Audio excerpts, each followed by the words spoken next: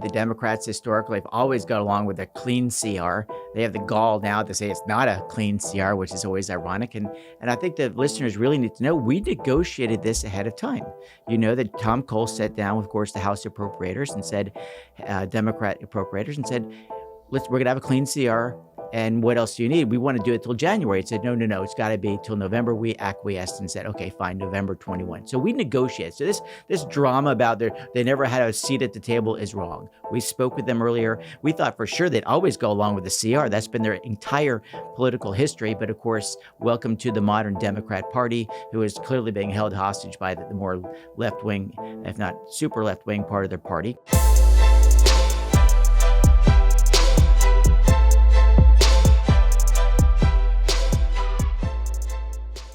Thank you so much for tuning into the Signal Sitdown, but before we get to the interview, we'd love it if you'd hit that like and subscribe button on YouTube, Spotify, or wherever you may be joining us. And please remember to give us a 5-star review because we love your feedback. Remember, it's your government, and together we'll expose how it really works and how to affect real change. Without further ado, here's the interview. Congressman Mike Haridopolos, welcome to the Signal Sitdown. Well, it's great to be here, Bradley. Thanks for the opportunity. It's a unique time in our history, as always, it seems like this year, but these are important conversations to have. Yes, government is shut down still, but you are here in Washington, D.C. Many people are not. Many people have done what several baseball teams have done in recent days, and that's go to Cancun and go on vacation and enjoy a little R&R while the American people are left without a functioning government. So week 3 of the shutdown. Looks like we're going to have a lot of votes in the Senate this week on the continuing resolution. We're no longer voting on that Democrat continuing resolution, but they are going to be voting on the Republican version of the continuing resolution. And nobody is budging at this point in time. Of course, we have some folks like Senator John Fetterman joining with Republicans and trying to keep the government open. But no end in sight, it seems. Are you surprised that there's no end in sight right now with week 3? Well, it is historically, it should be a surprise, right? As you know, the Democrats historically have always got along with a clean CR. They have the gall now to say it's not a clean CR, which is always ironic. And I think the listeners really need to know we negotiated this ahead of time. You know that Tom Cole sat down with, of course, the House appropriators and said, Democrat appropriators, and said, we're going to have a clean CR. And what else do you need? We want to do it till January. It said, no, it's got to be till November. We acquiesced and said, okay, fine, November 21. So we negotiated. So this drama about they never had a seat at the table is wrong. We spoke with them earlier. We thought for sure they'd always go along with the CR. That's been their entire political history. But of course, welcome to the modern Democrat Party, who is clearly being held hostage by the more left-wing, if not super left-wing part of their party. And the other thing they said is, okay, we'll let you reopen the government if you spend $1.5 trillion and get rid of all the reforms we made with programs like Medicaid, let alone USAID. So it's a ransom note. So I'm glad to see we're not budging. We shouldn't budge because we won the election. The American public spoke very clearly. They want to reform some of these broken programs. And the Democrats seem to act like they won the 2024 election. They did not. And I'm glad to see we're digging in and saying, let's keep the government open. And in turn, let's have a legitimate debate about the failure of Obamacare. We think it's a good debate to have. Yeah, and nearly a year of constant L's taken by the left and the Democratic Party, and the idea that they're in a position to demand anything at this point is I think comical, not only for folks who run around this town and have seen just the chaos play out every day on Capitol Hill within the Democratic Party, but also the average American voter who sees that dynamic playing out in Washington from afar, from the news media that they consume. You mentioned that the left-wing portion of the Democratic Party, or the super left-wing portion of the Democratic Party, has taken the party hostage in this shutdown fight, in this negotiation. I don't think of Schumer as a radical left, Zoran Mamdani, Ilhan Omar type. He's very classically Democratic senator from New York, right? He wants to pay his friends and punish his enemies and kind of run things as they've run things in New York for so long, especially New York City. And nevertheless, he's been browbeaten. He's been beaten down by this far left portion of his party. How exactly has that portion of the party taken the Democratic Party hostage? Well, I think a couple things. First of all, I think all Chuck Schumer cares about is power. It has nothing to do with what the policy is. It's about power, his power. He's been here since 1980, and he's the person who obsessed about being, of course, the leader of the Democrat Party. And guess what? You're the dog that caught the car. Yeah. Right? Hey, this is the box he's in. And he sees what's happening in the state of New York right now, where the left wing is controlling the primaries. So he's not worried about losing a general election. He's worried about losing a primary. And he's also, I think, worried that if he doesn't appease this left wing base, that within his own caucus, they're going to remove him and put even more left-wing leader in there, whether it be Bernie Sanders type, what have you. So that's what he's motivated by fear, not about policy. I mean, Elizabeth Warren, I mean, it's a whole other story. But that said, this is the box we're in. And he has made unrealistic demands that we just rubber stamped a liberal agenda, $1.5 trillion. And then on top of that, spent another $450 billion on saying the Obamacare subsidies should be in place and with the COVID enhancements. I mean, it's a non-reality. And so how do you negotiate with someone who's not in reality? It's very challenging, let alone they're just holding on to their power. And so ironically, the voice of reason, did you ever think a year ago that Senator Fetterman would be the voice of reason in the Democrat Party? Welcome to 2025. And so I think we put ourselves in the right position in the House. When I get the phone calls back in the district, why'd you shut down the government? I say, no, actually, I voted to keep the government open with the common sense idea that we have a continuing resolution, no funny business politically, and let's negotiate and have a real debate about Obamacare, because clearly, in my opinion, it's been a colossal figure. It has not reduced costs, and it has not allowed you to keep your doctor, and a myriad of other things. So these are debates we have to have as a country. All those promises that Barack Obama made. They were hollow. And you see the architect of Obamacare, if you've seen some of these candid interviews he's done, they knew that this was going to happen, but they had to sell it one way, knowing full well the facts were on the other side. Right. They wanted to create a healthcare system that is so ineffective and ineffectual that actually single-payer healthcare became the more desirable option for the American people. You mentioned that they're not calling it a clean CR anymore. Now they're not calling it a clean continuing resolution. And when you see them try to make this argument, I think Nancy Pelosi has gone on some of the major networks and tried to make this argument. They've never really been pressed by the corporate media before. And when the corporate media presses them and says, okay, maybe you're right, it wasn't a clean CR, but it was, the part of it that wasn't clean was $58 million in funds to protect lawmakers and to enhance security around the Capitol after the death of Charlie Kirk. So sure, it may not be clean in that sense, but they seem to be trying to make this triple bank shot argument that actually, because of reductions in force and the types of authorities that President Donald Trump has claimed to pause certain funding and move certain funding elsewhere, that it isn't a clean CR. Am I understanding that correctly? They're trying to pull a rabbit out of the hat with this. It's just their whole argument. The Republican shutdown. Give me a break. Yeah. I mean, everyone recognizes the threats that we face. I get them every day. And but that reality is just, let's have an honest debate for a change. Let's put it all out in the open. I don't want the four corners, as they call it, to have the debate and work out a deal behind it. I want people to understand the impact that these bad healthcare policies have on their life. I mean, right now we're in a situation where we're paying $1,500 a month for a family of four in the healthcare market, not counting the deductible, let alone the co-pays they have to pay on top of that. And then you have other people who pay literally zero into the system. And it's that frustration that's there. And so I can't in good conscience tell one person to pay $1,500 and subsidize other people and not try to attack the root of the problem, which is the cost of healthcare. And Obamacare has proven to be the monster that we all thought it was. And like we made those changes in Medicaid reform under the big bill, we need to do the same darn thing with Obamacare. Put some common sense parameters in place. Ask people to put a little bit of skin in the game so they understand the true cost of healthcare. Because when you see a bill for nothing, you consume healthcare differently. Just like if you go to a buffet and you pay one price, you eat differently than when you purchase a la carte. We need to put these economic realities into healthcare, because right now people don't even know what the cost is when they go to the doctor's office. Right, no cost transparency. And that's got to be essential to this plan. And I don't think it'd be that hard to improve upon a broken system, which clearly Obamacare is. It's a subsidy on top of a subsidy on top of a new subsidy called COVID. And they think that that's okay. That's ridiculous. ridiculous. Yeah, and when you say a new subsidy called COVID, these are Obamacare subsidies that were increased during the COVID-19 era. Those subsidy increases were supposed to be temporary. That's right. And this is what the Democrats are fighting for. It has nothing to do with keeping the government open whatsoever. But I couldn't help but be very intrigued by Bernie Sanders and AOC making a little Twitter video when they were walking around the Capitol complex explaining why these subsidies are so important.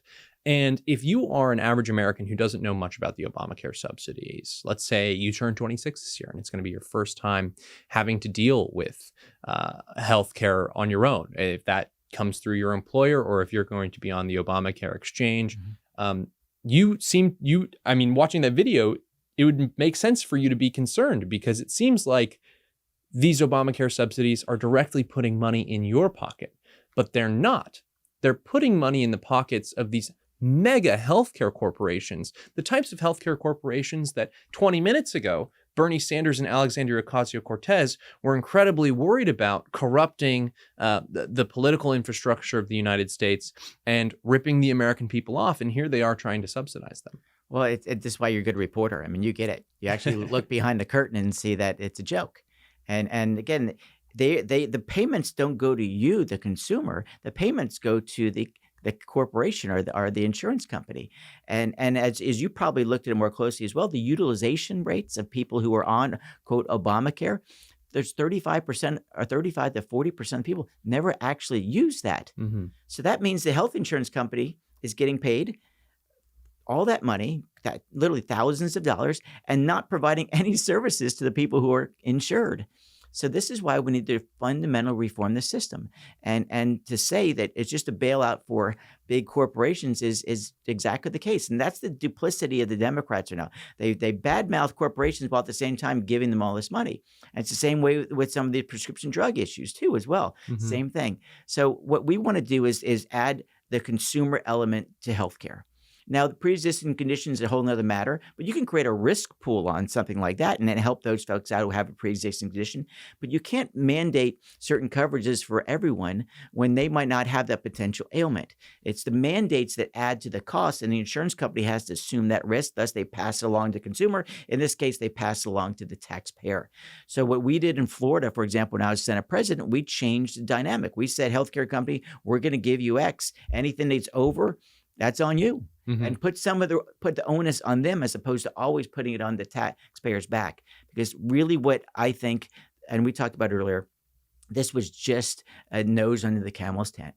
This is the frog in the water, slowly turning it up where eventually we move to a single payer system. That was their goal, and this is their backdoor way in. Right. You mentioned the duplicity of the Democratic Party, right? Slam these mega corporations. Meanwhile, give money under the table to their chosen favorites, their chosen sons and daughters.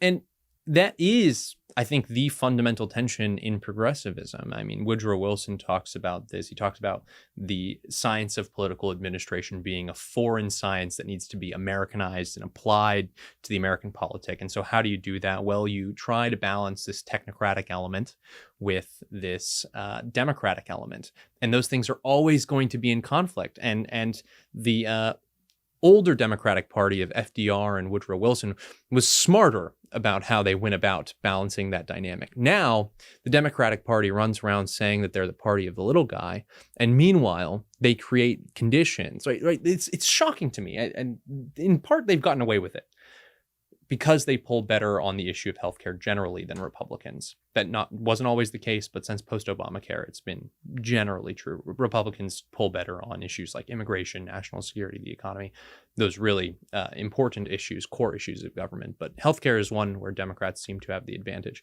And yet, they set up a system that crushes the little guy completely. And it's not a double standard. It's not hypocrisy. It's hierarchy. The Democratic Party is telling you that we are the party of the elite class now. And the Republican Party, if they want to be the party of the working class, we'll let them have those country bumpkins, those rubes, those deplorables. And for them to try to get away with that in the long term, it doesn't seem like a good electoral strategy, does it? Well, it doesn't. And it goes back to what we talked about earlier about Chuck Schumer. It's the idea of power. This is simply about power. They want to control all the levers of power, and they want to leverage the situation to extract what they want. And then they're trying to, again, what makes them a very centralized government is that they want more and more power in the hands of the few. Mm-hmm. And they want to take away our ability to make decisions on our own, whether it be with our tax dollars or in this case with how healthcare dollars are being spent. So the Democratic Party has completely moved in that direction, and why Donald Trump is so popular among the working class, the blue collar workers. He should be the heart of the Democratic Party, going back, as you said, to FDR. And I appreciate your comments about Woodrow Wilson, because I used to be a college professor, and he changed that dynamic. He wanted to move towards that more British form of government, the president's more like a prime minister, etc. Right. So that said, this is our chance to remake what healthcare should be. And we can't just let it continue to slide in the wrong direction, and where it is truly unaffordable, and there is no cost containment at all, and there's very little risk to these big corporations, knowing that the Democrat Party will continue to cut checks to them. And they admitted, remember, they couldn't get enough Democrat votes on the COVID subsidies to move it forward, to make it a permanent thing. They had to do it temporary, right? Right. So that said, we're in a spot where Ronald Reagan said, if it, with the Democrats in their mind, if it moves, tax it. If it stops moving or is a failure, subsidize it. We're at that point now where they are subsidizing healthcare to such a degree that it's becoming unaffordable for everyday Americans. Even when they get, quote, free healthcare, most people are having challenges even meeting the deductible, let alone a copay. Yeah, and massive healthcare reform is going to be something that, of course, everybody signals their interest in, but at the end of the day, that getting that across the line is going to be very, very difficult. And so what do we do in the interim, right? We look to where we can make improvements on the margins. That goes to the Obamacare subsidies right now that Democrats are holding up the government for. It goes to what you guys did in the One Big Beautiful Bill, which has since been rebranded the Working Families Tax Cut. Making sure that illegal immigrants don't get healthcare dollars. Yeah. It's a part of this debate right now about the government shutdown, because Democrats wanted to strip all those provisions out with their continuing resolution. Talk to us about how these illegal immigrant healthcare dollars and illegal immigrants illegal immigrants and non-citizens using the American healthcare system has made it unaffordable. Well, you think about what's the most expensive part of healthcare? Emergency room. So when you don't have a primary care doctor, you go to the emergency room. The hospital gladly takes you in because the reimbursement levels are very, very high. That's the backdoor way in which they access Medicaid. You saw the utilization rates, for example, in California are astronomically higher, 30 and 45% versus 5% in other states. So that's the game they're playing. They know that if that illegal immigrant goes to the emergency room, they have to accept them, and the reimbursement dollars are huge, and that's the game they're playing back and forth. And again, in the most logical way, whether it be with housing or now healthcare, when you have 10 million people come into the country illegally, there will be a humongous cost to the taxpayer on healthcare, let alone the services they got to provide for education, law enforcement. And remember, this affordable housing crisis partly has to do with, in my opinion, a supply and demand law. 10 million people come into the country in a short period of time. That means there's only so much housing stock.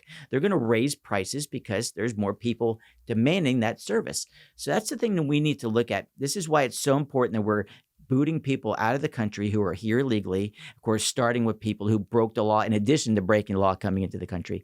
And what is so offensive to me as an elected official is that here were sanctuary cities in the most fundamental way. They were given the confidence, these elected officials, to be elected by their friends and neighbors. And then they turn around and tell their friends and neighbors, we don't care if there's illegal immigrants here. We don't even care if they commit a crime. We're going to protect them over your own public safety, your friends and neighbors. It shows you the insidious situation going on right now. And now as we try to get rid of some of these folks who are broken the law, meaning violent acts, you have this chaos in the streets in places like Chicago. Yeah. I mean, it's the world turned upside down, and they're trying to act like they're the victim. The victim are the people who are paying higher and higher taxes, losing services, and in some cases, the worst case scenario of all, which is they're victims of crime. Victims of crime. And it's amazing to me that some of your Democratic colleagues have been so bold as to say that these illegal immigrants are their constituents. And it's shocking on first glance. And then you think about it for a second. Oh, wait, the census counts all those non-citizens and illegal immigrants for congressional representation. Imagine, like, if to step back to COVID again, New York lost a seat because of how Andrew Cuomo handled the nursing home crisis. I think 13,000 some odd people passed away in nursing homes because of New York's mismanagement of that crisis. That cost them a seat in congressional representation. Well, imagine if you get rid of 20 million, 10 million to 20 million illegal migrants, predominantly located in very richly blue areas like my hometown of in my home state of California. My hometown doesn't have a big problem with it, but just up the road is Los Angeles, and just down the road is San Diego. You can do the math for yourself there. Chicago, New York City, thank goodness we bust some of those folks up there. They tried Martha's Vineyard, didn't work out. Yeah, as well, exactly. That's another story. But that's why they start to say that these people are their constituents, is because the chance that they do have to regain power in the 2026 midterms really rests on maintaining their current electoral advantage in the places that they have them, and potentially redrawing the maps as needed. And if you start to redraw these maps, I don't know exactly, because states are going about redrawing these maps, what types of surveys that they do, or population surveys, et cetera. But when you start to redraw the maps, you start to run into population questions and population problems. And they want to solve that crisis sooner rather than later, because the longer it goes on, the more deportations, the more removals, the more self-deportations, et cetera, et cetera. 3 weeks into this thing, we're going to keep voting on that continuing resolution to keep the government open until November 31st. Nobody has budged yet. But it seems like the state of play is changing for the Republican Party's benefit. I think we are. And it's because the reason you just highlighted, for example, with illegal immigration. I mean, Minnesota is allowing people to get driver's license. That's a ticket to getting, of course, a voter card. So why did they allow 10 million people into the country? I mean, you saw how quickly the president was able to close the border once he was elected. We didn't need new law. We just had to enforce the current law. It wasn't difficult to do. And you can imagine how offended people are who came to this country legally. And here are these people not only getting in, cutting the line, so to speak, but they're also getting benefits for it. Free housing, cell phones, cash cards, all the things we've been talking about. So that said, I do think we're going to win the larger war. But this is why it's so important that shows like yourself, I mean, the mainstream media has checked out. They're going to give the benefit of the doubt to the other team. It's been my entire lifetime and yours as well. We just know that's the fact. We haven't won a shutdown in my lifetime. Yeah, and look, at this, you could imagine the shoe is on the other foot right now. If the Republicans were the one, quote, shutting down the government, the casting of stones at us daily. But this is the reality you have to live with. You can't change that paradigm. So what we need to do is stick to our facts and stick to our guns, and know full well that a year from now, approximately when we're up for re-election, that we have done the right thing. And my wife has a great thing. It's always the right time to do the right thing. And politics take care of themselves.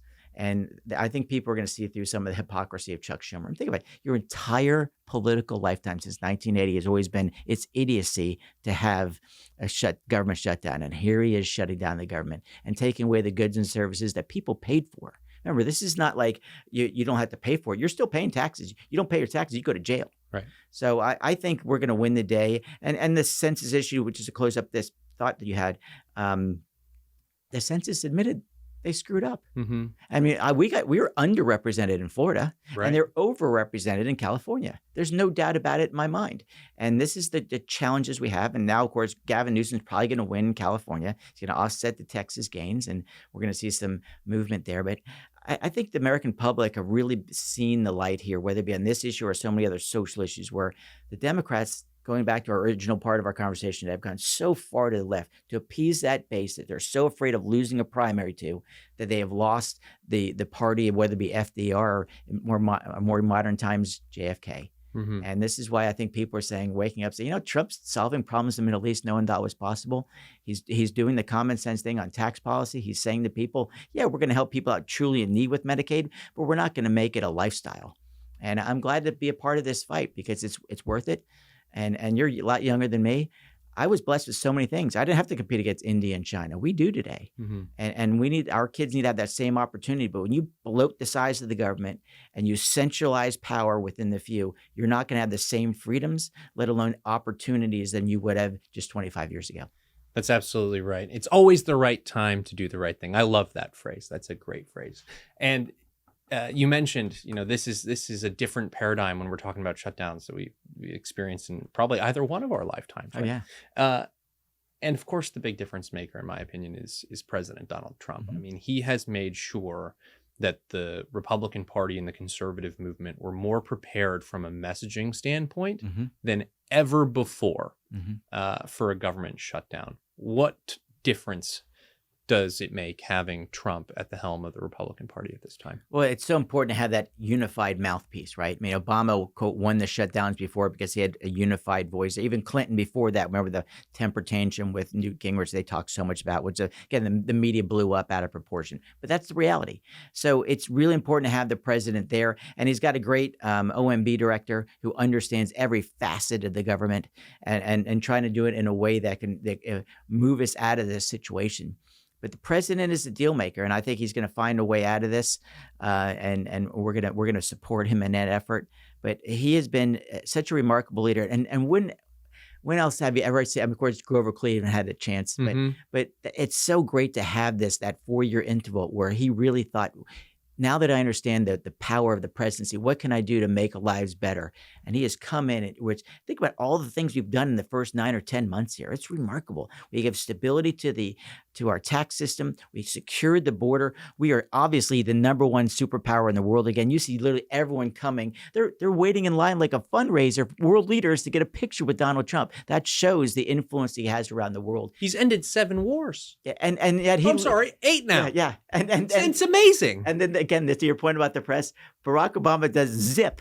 Yeah. Literally nothing. He gets it, and Trump solves 8 wars that have been around not for like a couple of weeks, like decades, and it's not the same. They don't want to dignify Donald Trump. These guys, they should they remember Nobel Prize was a guy who used to make munitions, right? Trying to get suddenly give a peace thing. I think we need to create a new quote Nobel Prize with a person who believes in peace as opposed to propaganda, which clearly that Nobel has moved way up. Yeah, and the Nobel Peace Prize winner this year, the Venezuelan opposition dedicated the win to Trump. Right. And part of it, I don't like the Nobel Peace Prize committee. Don't get me wrong. The Nobel committee is full of corrupt people. Well, Al Gore, remember Al Gore? They got it because of a thing that never happened. Yeah, it's super corrupt, but they did close down. It's so strange. They closed down nominations on January 31st of 2025 for the 2025 Nobel Peace Prize. So Trump's already been nominated for 2026 by 4 or 5 different world leaders at this point. And he's got to be, I haven't checked the prediction markets. I should probably put some money on that. He's got to be the running away favorite for the 2026 Nobel Peace Prize. And the good thing is he needs to take solace too that everyone knows he did the right thing. And it's almost a badge of honor he doesn't win it, to show you that the joke that the Nobel Prize has become. Right. No, it's true. When we're going to focus on illegal immigrants getting health care with taxpayer dollars. That narrative has really won the day. It's changed the dynamics. All the early polling right before the government shutdown, in the first few days of the government shutdown, showed that Republicans were going to get blamed by double digits. Now, Economist and YouGov come out with a poll just yesterday, I believe, that says, oh, that's narrowed from 11 points last week to only 6 points this week. So the Republicans gaining momentum on this shutdown at a time where I was concerned that some members of Congress and folks in the conservative movement would get lost in the sauce. It's that we spent the first few days or the first week and a half of the shutdown talking about how bad shutting down the government was, the impact that it would have on different services that the American people, as you pointed out, pay for, that many of our folks like farmers rely on to make sure in this crucial time that they're ready to go for the end of this year and into next year. And at the same time, there was this talk about reductions in force. And okay, if you're saying that keeping the shutting down the federal government is bad because all these non-essential employees go home and the services aren't doled out, well, it's a very different argument to make when some of those bureaucrats never come back to work. And finding the dividing line between essential non-essential workers and non-essential non-essential workers has been a difficult tightrope to walk. And yet the Republican Party seems to have managed to do that. The conservative movement has managed to do that. Talk to us about, to close, these rifts. Do you expect them to continue? How do Republicans continue to capitalize on this phase of the shutdown? Well, I see it as maybe not capitalizing, but just exposing life is about choices. I mean, just like we talked about with healthcare, there should be choices. We talked about, here's the reality where one group wants to give away healthcare to a non-citizen for free. And then while citizens, hardworking citizens are paying $1,500 a month, $18,000 a year. It's about choices. Pick your team, right? And the president has done that in so many different ways. And what we're trying to figure out is, how do you strike that balance? And when the other team's saying it's 1.5 trillion or we keep the government shut down, I think an everyday citizen saying, I don't think these guys are on our team. I mean, they're nonsensical. I mean, they lose an election, the American public spoke, and they still want to live under the policies that failed the country for the last 4 years. I mean, let's not forget, the Democrats want to go back to what Joe Biden did to the country. And he did some 3 basic things that gave me great pause about Joe Biden. One is he opened up the border, like we talked about, for 10 million people to break the law, cut in line of other people, and cost the American government and taxpayers trillions of dollars, probably in the end, and let alone the violence. Second, he created inflation. As you know, I serve in the Financial Service Committee as the whip of the committee. I asked the head of the Fed, I said, I'm going to ask you 2 basic questions. One is, did the big spending bill, which created the Obamacare subsidies, cause inflation? He said yes. And I said, did their mistake by the Feds on interest rates also contribute to inflation? He said yes. So that second thing is inflation. So you have the border, inflation, and the third leg of that stool is we were disrespected around the world. There's no other way to put it. We were a joke in Afghanistan. You caused the mayhem, of course, on October 7th, and then the realities of the Ukraine situation. And no one took Joe Biden seriously. I don't know if it's because of his unique transactions with his son or what, but no one took him seriously. Now you contrast that. Now we have a secure border, inflation's in check. We are respected around the world like never before. I mean, when do you ever see in front of the Oval Office desk a bunch of world leaders, almost like classroom students in front of the president, or asking for a photo op with the president? The world has changed for the better. And he and Marco Rubio have changed the dynamics, Witkoff, et cetera.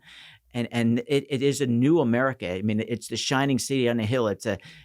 We feel like we're strong again. This is like the contrast, remember, between Jimmy Carter and Ronald Reagan all over again. It's morning in America again. And if we could just let the Democrats, leave them behind, we'd be that much stronger for it. Unfortunately, they play this political game. It's almost like they don't want success for America when they shut down the government and we're trying to move this country forward like never before. Yeah, they're more concerned about sombrero memes. I ordered 2 of them on Amazon for us for the episode, but sadly they didn't get here in time. So next time you come on the show, we'll have to wear the sombreros. It's just unique. And I really feel good about work. Unique. That was very charitable of you. Yes, that's they're very if you hear me say I'm intrigued by the idea, that means it's a terrible idea. That's my go-to bird. Yeah. So if you see him at a town hall and you ask him and he says he's intrigued by your idea, maybe put a pin in it and save it for later. Mike Haridopolos, thank you for Bradley. coming on the show. Great. Thanks for the opportunity. And thanks for what you do every day. I mean, it's so important that folks get educated and make smart decisions based on hearing all sides of the story as opposed to the usual stuff that comes out of the hot air of the left-wing media. So thanks, Bradley. Appreciate it. Thank you so much. Thank you. Awesome, man. Thanks, man. Yeah, it was a pleasure.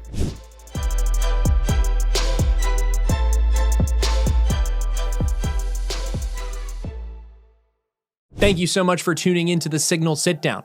Before you go, be sure to hit like and subscribe on YouTube, Spotify, or wherever you may be joining us. And please remember to give us a 5-star review. We not only love your feedback, but it really does help the show. Remember, it's your government, and together we'll expose how it really works. See you next time.